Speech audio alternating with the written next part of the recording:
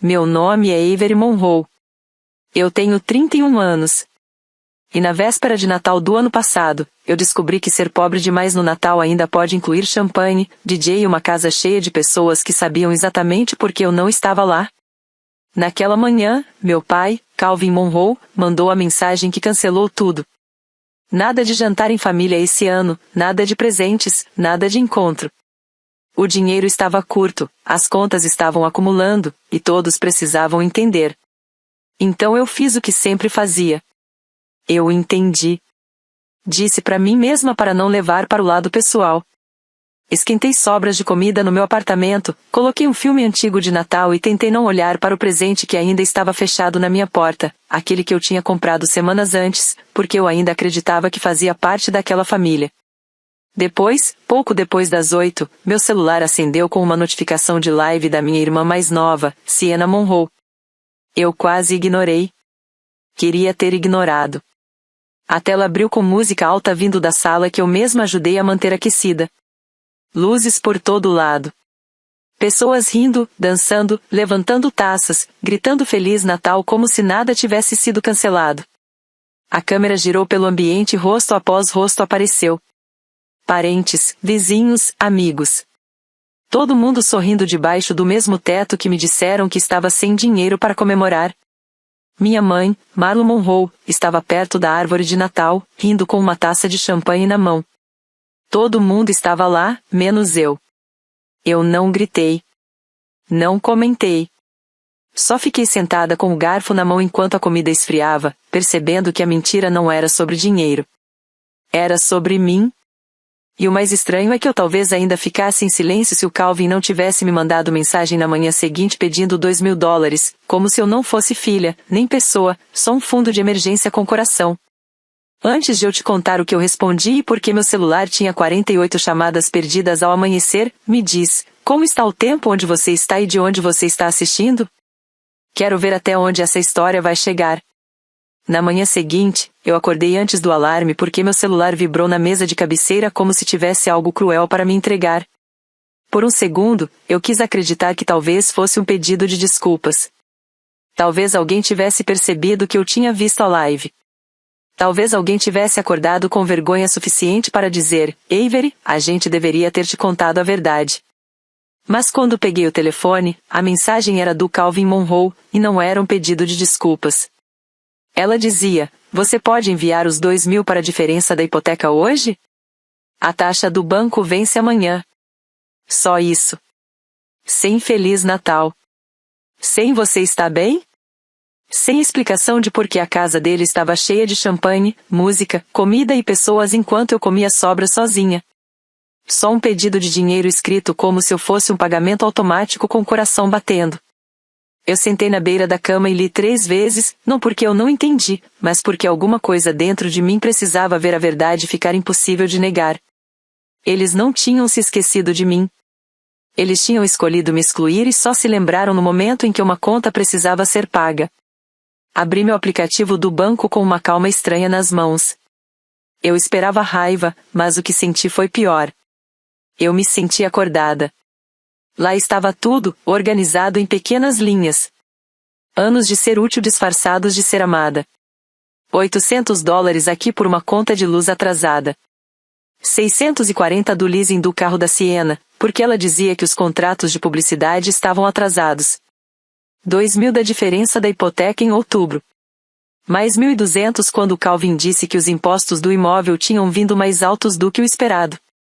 O plano de celular da família no meu cartão. A conta de entrega de mercado no meu cartão. Os serviços de streaming. A coparticipação do seguro que a Mara disse que ia me pagar e nunca mais falou. Eu desci a tela até os números deixarem de parecer dinheiro e começarem a parecer anos da minha vida. Pensei na árvore de Natal daquela live, alta o suficiente para encostar no teto. Pensei no DJ perto da lareira. Pensei na Mara rindo ali, como uma mulher que não tinha dito à própria filha que não teria Natal porque estavam sem dinheiro. Abri a mensagem do Calvin de novo. Meu polegar ficou parado sobre o teclado. Eu poderia ter dito tantas coisas. Poderia ter perguntado por que eu não fui convidada. Poderia ter mandado prints. Poderia ter implorado uma explicação de por que todo mundo merecia música e calor enquanto eu merecia silêncio. Mas implorar sempre foi a armadilha. Dava a eles espaço para distorcer tudo, me chamar de sensível, dramática, ingrata, difícil. Então eu digitei só uma frase: apaga meu número. Eu não financio mentirosos. Fiquei olhando por alguns segundos e apertei enviar antes que a versão antiga de mim pudesse suavizar aquilo. Depois bloqueei o Calvin, bloqueei a Mara. Bloqueei a Siena. Não por crueldade, mas porque eu sabia que, no momento em que tivessem acesso à minha voz, eles tentariam me puxar de volta para o papel que tinham me dado, a responsável, a compreensiva, a que paga em silêncio e ainda pede desculpa por querer respeito. Depois disso, comecei a fazer ligações. Primeiro, o banco. Cancelei todas as transferências recorrentes ligadas à minha família. A mulher na linha perguntou 2 vezes se eu tinha certeza, porque alguns pagamentos já estavam ativos há muito tempo. Eu disse, sim, eu tenho certeza. Depois removi meu cartão do aplicativo de entrega de mercado. Cancelei as linhas extras de telefone. Troquei senhas do meu e-mail, banco, Apple ID, Venmo e todas as contas onde alguém daquela casa pudesse ter acesso salvo. Saí de todos os dispositivos. Ativei a autenticação em 2 fatores.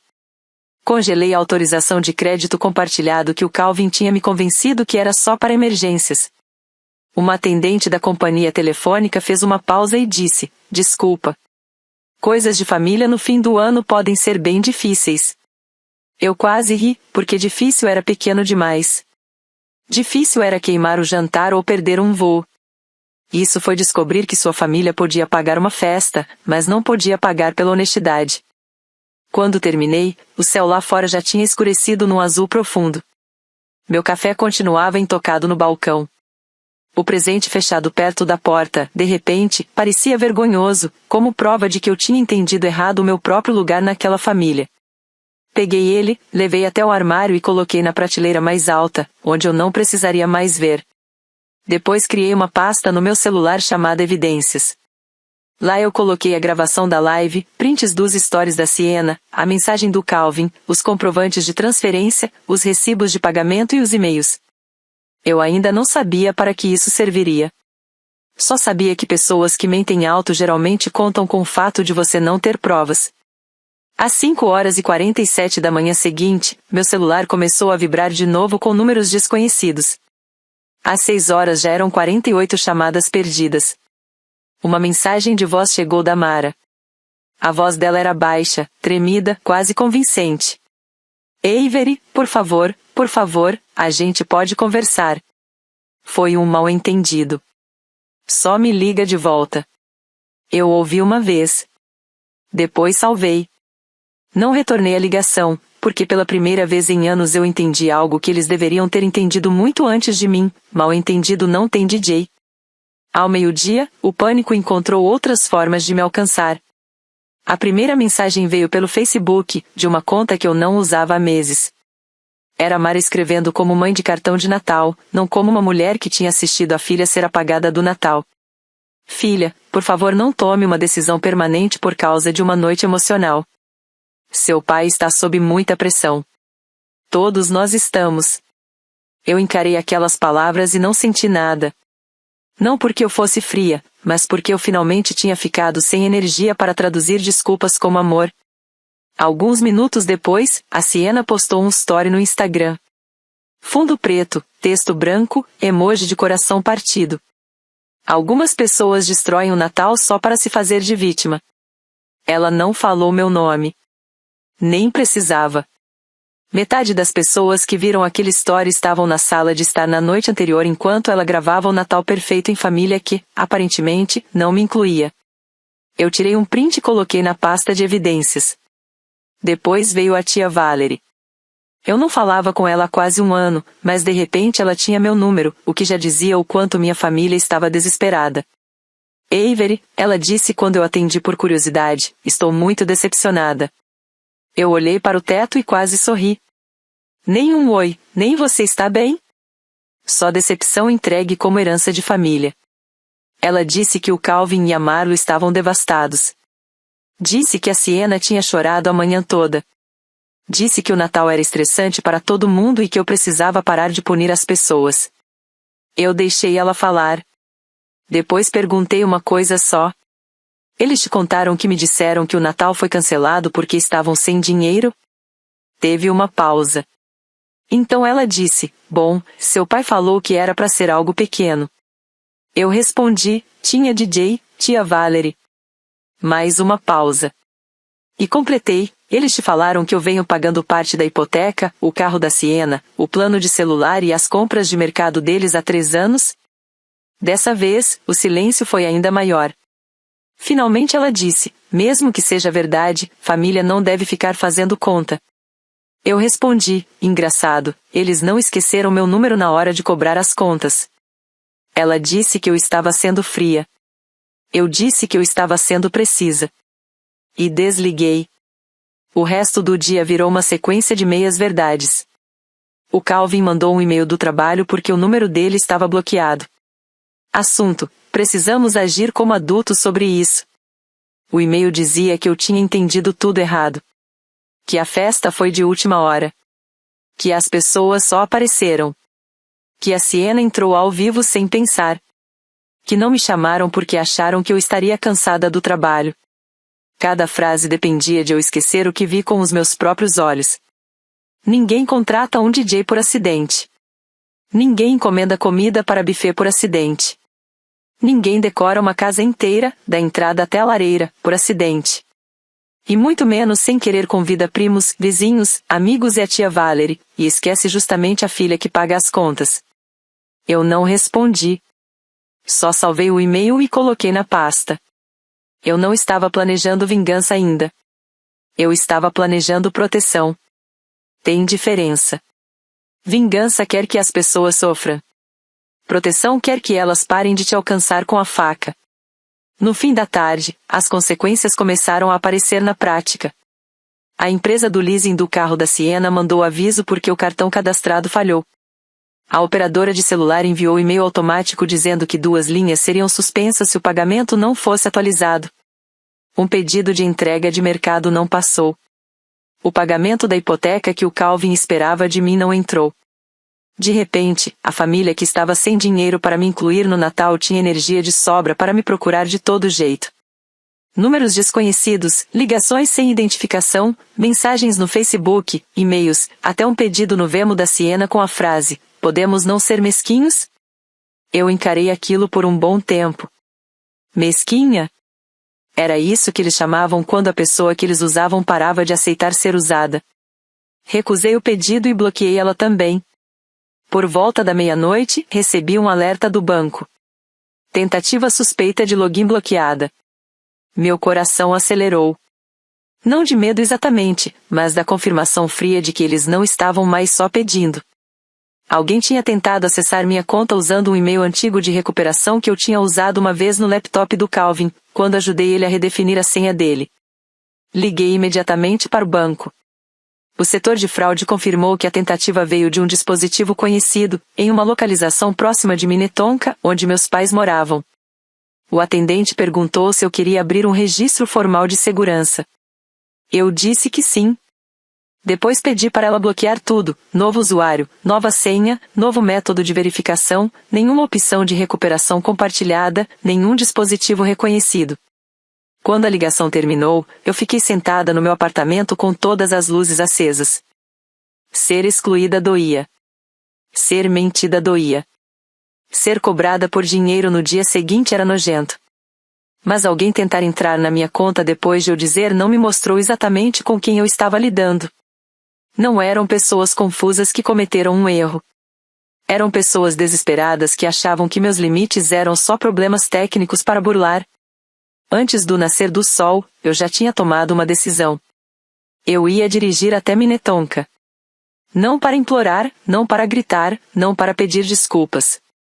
Eu ia para olhar nos olhos deles enquanto fechava a última porta que eles ainda achavam que tinham na minha vida. A viagem até Minnetonka normalmente levava 25 minutos. Mas naquela manhã parecia que eu estava voltando por todas as versões de mim mesma que já existiram naquela família. A menina que esperava na janela o Calvin chegar do trabalho. A adolescente que aprendeu a não reclamar porque Amara dizia que estresse deixava o pai irritado. A universitária que mandava dinheiro para casa porque a Siena precisava de um vestido para um baile. A mulher adulta que continuava dizendo sim porque eu não sempre parecia custar mais do que dinheiro. A neve estava acumulada nas calçadas quando virei na rua deles. A casa parecia quase ridícula de dia. Luzes de Natal ainda piscando no telhado. Uma guirlanda na porta. Sacos de lixo perto do portão lateral. Caixas de comida de buffet aparecendo pelo plástico. Garrafas vazias de champanhe batendo umas nas outras quando o vento mexia o saco. Parecia a manhã depois de uma mentira. Estacionei do outro lado da rua e fiquei ali por um minuto, respirando devagar, garantindo que eu não entraria como a filha ferida que eles sabiam manipular. Eu precisava entrar como a mulher que tinha o próprio nome, o próprio dinheiro e o próprio silêncio. Quando apertei a campainha, ninguém atendeu de primeira. Então eu bati forte. Alguns segundos depois, o Calvin abriu a porta. Ele parecia menor do que eu esperava. O mesmo homem, o mesmo rosto, mas sem a confiança que ele usava quando pedia ajuda como se fosse um direito. Avery, ele disse, com um alívio no rosto como se achasse que eu tinha vindo consertar tudo. Graças a Deus. A gente precisa conversar. Eu não entrei. Alguém tentou acessar meu banco ontem à noite. O rosto dele mudou. Não o suficiente para um estranho notar, mas o suficiente para eu ver. Um leve tremor no olho. Uma inspiração rápida demais. Eu disse. Eu vim garantir que todo e qualquer e-mail antigo, dispositivo, sem login salvo ligado a mim seja removido dessa casa. Ele olhou por cima do ombro, como se precisasse de apoio. Amar apareceu no corredor de Robbie, os olhos vermelhos. Avery, querida, isso já saiu totalmente do controle. Eu disse, não me chama de querida. Procura o notebook. A mandíbula do Calvin travou. Ninguém tentou te roubar. Eu respondi, eu não disse roubar. Eu disse acessar. Engraçado você ter pensado nisso.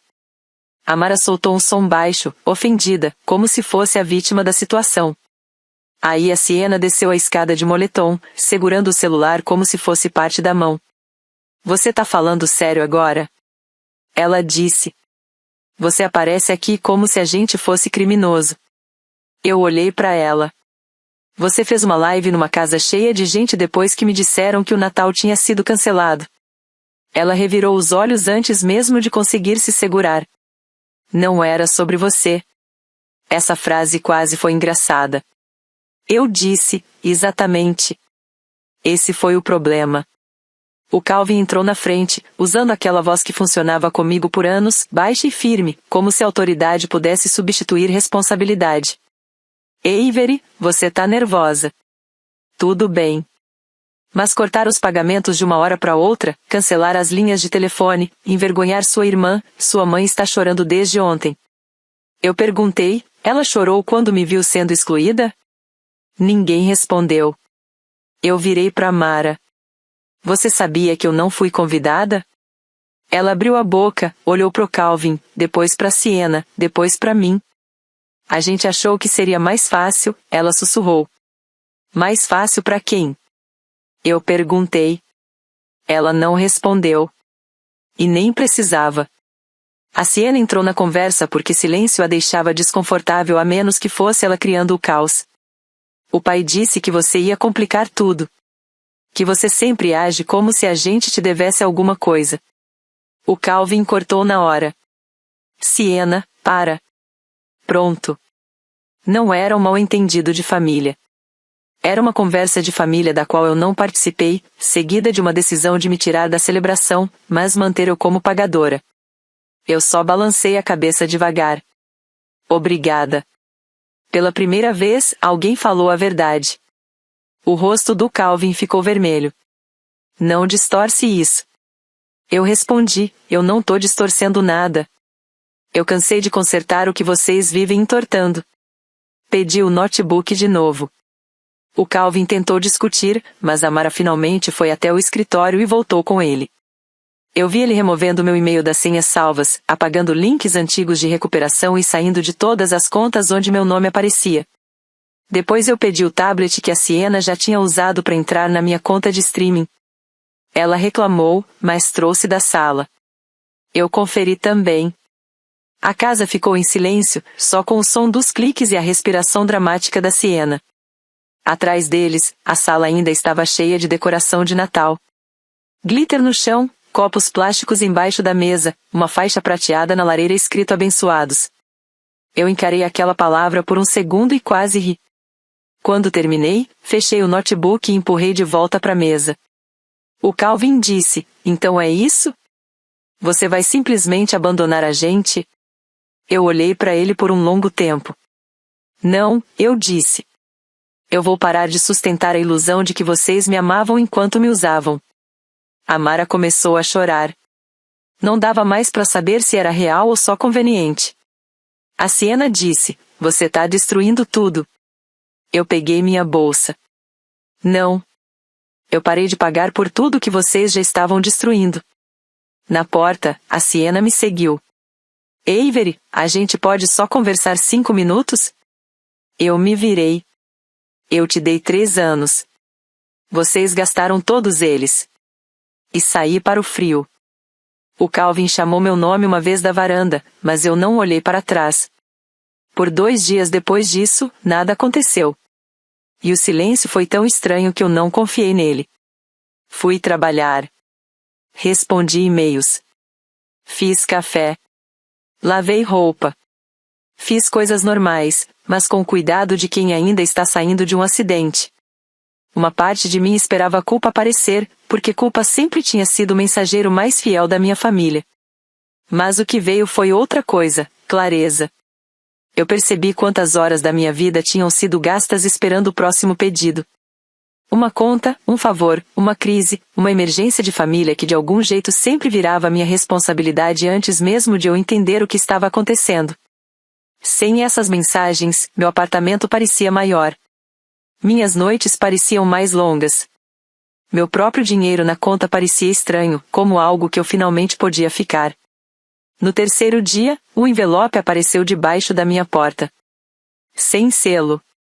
Ou seja, alguém tinha vindo até meu prédio e deixado a mão. Meu estômago apertou quando vi a letra da Mara. Quase joguei fora sem abrir, mas a evidência já tinha virado hábito. Tirei uma foto do envelope antes de tocar nele.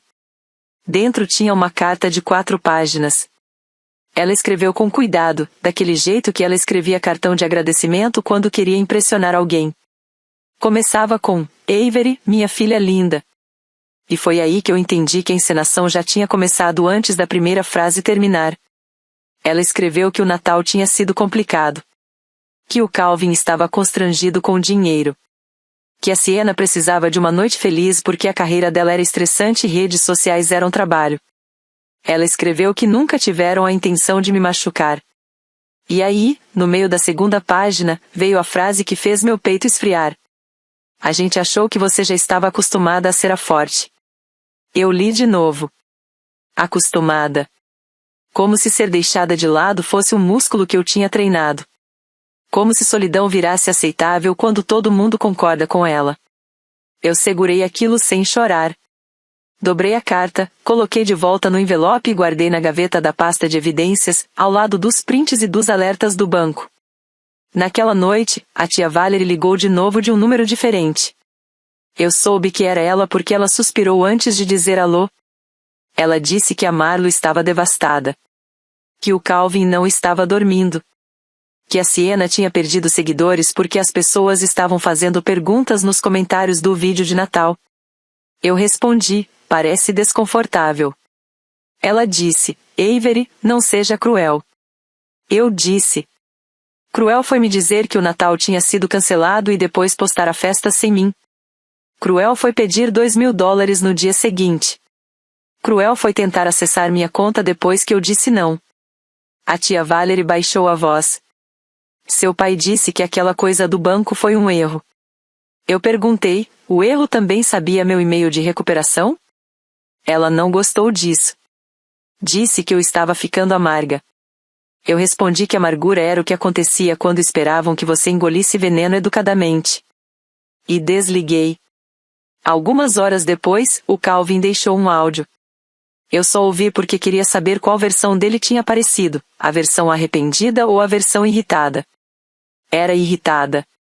Avery, ele disse, com a voz dura, controlada, você já provou seu ponto. Sua mãe está chorando. Sua irmã está humilhada. A Valerie diz que as pessoas estão comentando. Espero que você esteja orgulhosa de si mesma. Teve uma pausa. E quando ele voltou a falar, a máscara tinha caído de vez. Você sempre precisou se sentir superior. Sempre agindo como se fosse a única responsável da família. Pois parabéns. Agora todo mundo te vê. Eu salvei o áudio 2 vezes. Uma no celular. Outra na nuvem. Porque aquilo ali era a verdade deles. Nenhuma carta de desculpa ia cobrir isso. Ele não estava arrependido de eu ter me machucado. Ele estava com raiva porque eu parei de absorver as consequências das escolhas dele.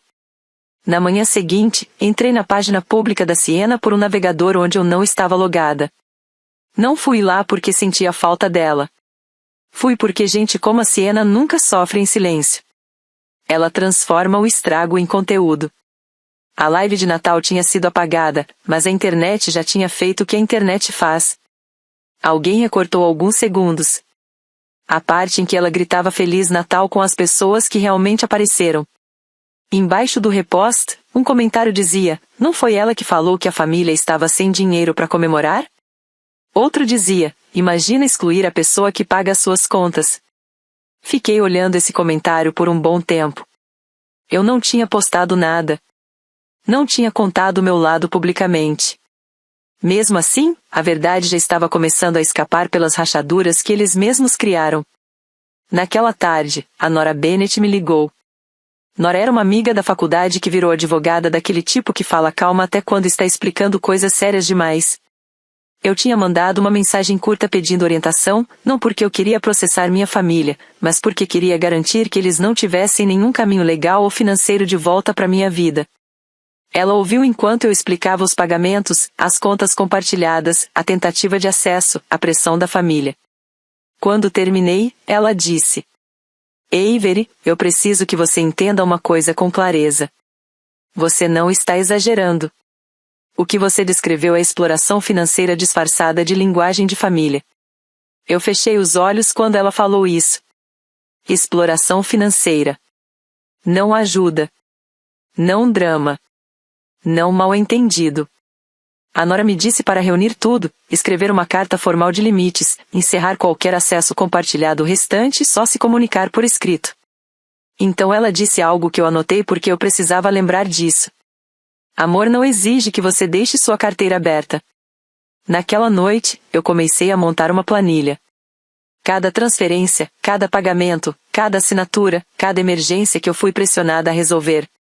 O total subia mais rápido do que eu esperava. Quando terminei, já tinha passado de $42.000. Fiquei olhando o número até meus olhos arderem. Aquilo não era mais generosidade. Era uma segunda vida que eu estava financiando enquanto a minha ficava parada num canto, esperando. Na manhã seguinte, eu imprimi a planilha. Eu precisava ver o total no papel. $42.316. Sem contar presentes, planos cancelados, ligações de madrugada ou trabalho emocional que eu tinha confundido com lealdade. A Nora me ajudou a escrever a carta. Não era cruel. E isso era importante para mim. Eu queria que cada palavra fosse limpa o suficiente para sobreviver à luz do dia. Começava assim. Para Calvin Monroe, Mara Monroe e Siena Monroe. A presente carta confirma que eu não fornecerei mais suporte financeiro, acesso a contas, transferências de emergência, pagamento de contas ou qualquer forma de pagamento relacionada à casa, veículo, assinaturas, empréstimos, serviços ou despesas pessoais de vocês. Anexei o resumo de tudo o que tinha pago nos últimos 3 anos. Eu não estava exigindo reembolso naquele momento. Aquilo era só um registro final e o encerramento formal de tudo. Não me contatem pedindo dinheiro. Não tentem acessar minhas contas. Não enviem terceiros para me pressionar. Qualquer tentativa de usar meus dados pessoais, sem ressalvas ou métodos de pagamento será documentada. Comunicação apenas por escrito e apenas se houver responsabilidade total, sem pedidos, acusações ou condições. Assinei com meu nome completo, Avery Monroe. Não filha. Não irmã. Não reserva financeira da família. Depois mandei 3 cópias por correio registrado, uma para cada um deles. E uma quarta para a tia Valerie, porque ela tinha escolhido participar da pressão. A resposta veio em pedaços, como uma casa rachando antes de cair. Primeiro, as linhas de telefone pararam de funcionar. A Siena postou de uma conta de uma amiga dizendo que ia dar um tempo por causa de energia tóxica. Depois a empresa do carro ligou para ela, não para mim, pela primeira vez em anos. Ela me mandou um e-mail sem assunto. Você podia ter me avisado antes de destruir meu transporte. Eu não respondi. Avisar teria sido dizer para sua irmã que o Natal foi cancelado enquanto você preparava a festa. Depois veio o Calvin. O e-mail dele era curto, o que significava que o pânico tinha substituído o teatro. Você colocou a gente numa situação impossível. Podemos perder a casa. Fale com sua mãe. Eu não liguei. A casa não estava em risco porque eu parei de pagar. Estava em risco porque o Calvin tinha construído uma vida em cima de dinheiro que ele não ganhava e gratidão que ele não sentia. Uma semana depois, o SUV sumiu da garagem deles. A tia Valerie mandou uma última mensagem antes de eu bloqueá-la também. Seu pai teve que vender o carro. Eu espero que isso te faça se sentir poderoso. Mas não fez. Não me fez sentir poderoso. Me fez sentir correto. O Calvin gostava daquele SUV porque ele mostrava algo para os vizinhos. Perder aquilo atingiu ele exatamente onde a aparência mais importava. As consequências da Mara foram mais silenciosas, mas talvez piores. Ela trabalhava na secretaria de uma escola primária, onde fofoca corre mais rápido que notícia de clima. Um pai que seguia a Siena no Instagram perguntou se estava tudo bem com as filhas. Depois outro perguntou por que eu não tinha ido no Natal. A Mara, que passou anos vendendo nossa família como um cartão de Natal perfeito, agora tinha que sorrir enquanto respondia perguntas que não dava para responder sem mentir de novo. A queda da Siena foi mais barulhenta. Ela perdeu um trabalho de organização de chá de bebê depois que a irmã da noiva viu a confusão online e decidiu que não queria alguém problemático em um evento de família. A Siena postou um vídeo chorando, falando de traição e de como a internet nunca conhece a história toda. Nos comentários, as pessoas perguntaram qual era a história toda. Ela apagou em menos de 1 hora. Eu não senti alegria vendo nada disso. Eu tinha imaginado que vingança seria fogo, mas parecia mais distância, como olhar uma tempestade pela janela depois de anos ficando do lado de fora dela. 2 semanas depois das cartas registradas, o Calvin e a Mara colocaram a casa à venda. O anúncio chamava de uma charmosa casa de família. As fotos mostravam a mesma sala da live de Natal, agora limpa e arrumada, sem DJ, sem champanhe, sem prova de nada, exceto na minha memória. A Siena me mandou outro e-mail quando viu o anúncio. Você destruiu nossa família. Eu quebrei minha regra só uma vez e respondi. Não. Eu parei de financiar a versão dela que vocês encenavam na internet. Depois bloqueei o e-mail dela também. A última mensagem veio da Mara através da Nora. A gente entende seu ponto agora. Só queria que você tivesse falado antes de chegar nesse ponto. Eu quase respondi lembrando de cada vez que eu falei. Cada vez que disse que estava cansada. Cada vez que pedi para ser incluída. Mas gente como a Mara não conta suas palavras enquanto seu silêncio ainda não custa nada para ela. Então eu não respondi. Em vez disso, abri uma nova conta poupança com o mesmo valor que eu costumava mandar para eles todo mês. Chamei de Paz. Foi a primeira conta da minha vida que ninguém mais podia esvaziar. A primavera veio devagar naquele ano, com a neve suja derretendo nas bordas dos estacionamentos e a luz voltando como se não tivesse certeza se ainda era bem-vinda. Nessa altura, o Calvin e a Mara já tinham se mudado para uma casa menor, num bairro a 20 minutos do antigo. Eu não ajudei a empacotar nada. Não perguntei onde foram parar as decorações de Natal. Não passei em frente ao novo endereço. Eu só soube, por uma última mensagem da Nora, que o Calvin tinha concordado por escrito em nunca mais me pedir ajuda financeira. Essa frase me deu mais paz do que qualquer pedido de desculpas teria dado. A Siena foi morar com uma colega depois que a situação do carro ficou impossível, e a presença online dela mudou quase da noite pro dia. Menos champanhe, menos posts de família perfeita, mais frases vagas sobre cura pessoal. Eu esperava que a Siena realmente se curasse um dia, mas eu não precisava mais ser a lição que ela aprendia às minhas custas. A tia Valerie parou de ligar depois que recebeu a planilha. Acho que números fazem o que emoções não conseguem, eles deixam a negação cara demais para sustentar. Quanto a mim, eu também me mudei. Fui para um condomínio mais claro, perto do centro de Minneapolis, com janelas que pegavam bem a luz da manhã e um segundo quarto que virei escritório. Na primeira noite lá, pedi comida tailandesa, coloquei uma luminária barata no chão porque meus móveis ainda não tinham chegado, e sentei encostada na parede comendo direto da embalagem. Ninguém me ligou pedindo dinheiro. Ninguém me acusou de abandono. Ninguém precisava que eu resolvesse uma crise que eles mesmos criaram. O silêncio não parecia mais vazio. Parecia meu. Comecei terapia em março. No começo, eu ainda tentava contar a história de um jeito que deixasse todo mundo certo de alguma forma. Até que minha terapeuta me perguntou: Avery, o que aconteceria se você contasse isso sem proteger eles? Eu não soube responder. Proteger eles tinha virado tão automático que a verdade parecia grosseira.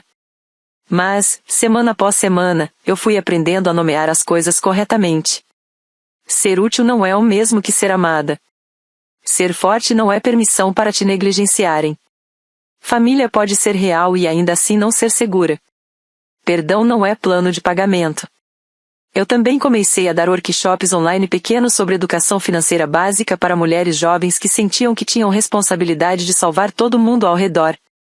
Eu não contava toda a minha história, mas ela estava por trás de cada aula. Como separar generosidade de culpa. Como montar uma reserva de emergência que é realmente sua. Como tirar cartões salvos de contas compartilhadas. Como dizer não posso pagar isso sem se justificar como num tribunal. Como entender que não é uma frase completa, mesmo quando a pessoa que ouve te criou. Esses workshops viraram a primeira coisa boa que nasceu de tudo que aconteceu. O dinheiro que eu costumava mandar para o Calvin, a Mara e a Siena agora ia para poupança, terapia, comida melhor e uma aula de cerâmica aos sábados, onde ninguém me conhecia como a responsável. Eu era só a Avery, a mulher cujas canecas saíam meio tortas, mas que ria quando isso acontecia. Naquele verão, encontrei uma prima no mercado de produtores locais. Ela parecia nervosa, como se eu fosse explodir em público. Mas eu não explodi. Ela disse: eu só queria que você soubesse que muita gente não sabia da história toda. Eu respondi: eu sei. Ela pediu desculpas por ter ido à festa. Eu agradeci e eu quis dizer isso.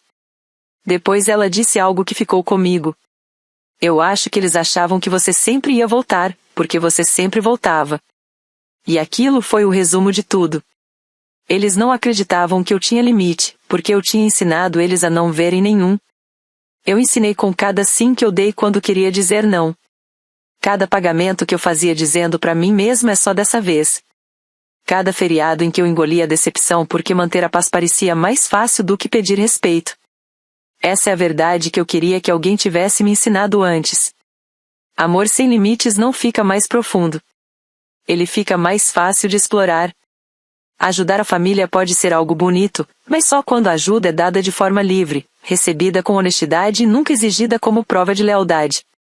Quando as pessoas só lembram do seu nome na hora das contas, elas não estão orando o seu coração. Estão usando o seu acesso. E quando você finalmente fecha esse acesso, você não está destruindo a família. Está só mostrando que já estava quebrado. No Natal seguinte, eu comprei uma árvore pequena pro meu apartamento. Não enorme, não daquelas que aparecem em foto de rede social para provar felicidade. Só uma árvore simples, com luzes quentes e enfeites que eu escolhi. Fiz um jantar, chamei 2 amigos e deixei meu celular em outro cômodo. Mais tarde naquela noite, vi uma ligação perdida de um número desconhecido. Sem mensagem, sem texto.